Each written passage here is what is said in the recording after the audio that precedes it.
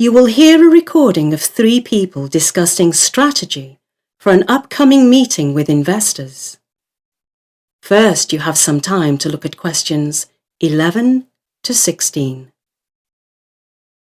Now listen carefully to the interview and answer questions 11 to 16.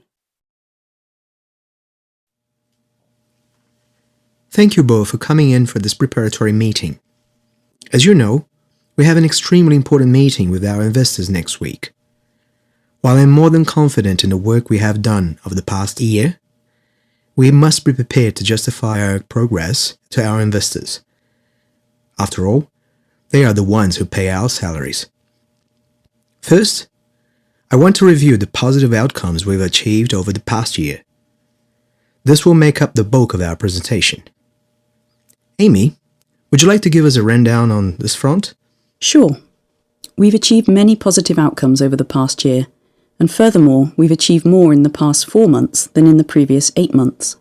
So we're certainly showing significant progress.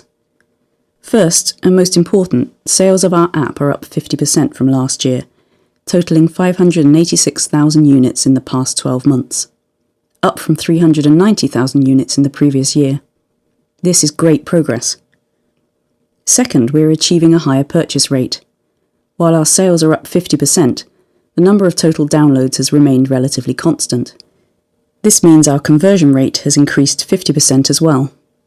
This clearly demonstrates that our efforts in this area have been fruitful. By targeting the conversion rate instead of the raw download rate, we have raised our standing and search result priority within the application stores. This will eventually lead to a higher download rate and even more sales. The upward trajectory here is very clear. We have also decreased the complaint rate from 2.5% to 1.5%. While our goal is to get this rate as close to 0 as possible, this decrease represents a positive outcome and shows that our efforts to increase customer satisfaction have been successful. Yes, but if I may interrupt, I actually have to disagree on one point. I don't believe it should be a goal to get the complaints rate down to 0.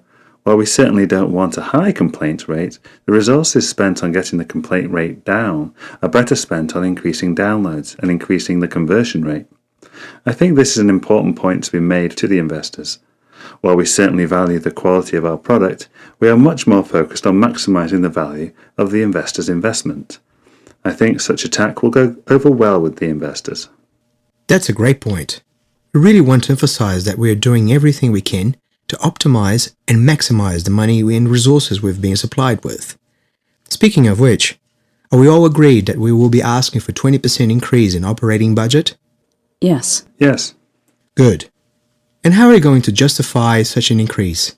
Well, certainly by pointing to the statistical outcomes you previously referenced, but also by our need to expand. We need to increase our catalogue of apps, and to do this, we will need to hire at least 2 additional developers.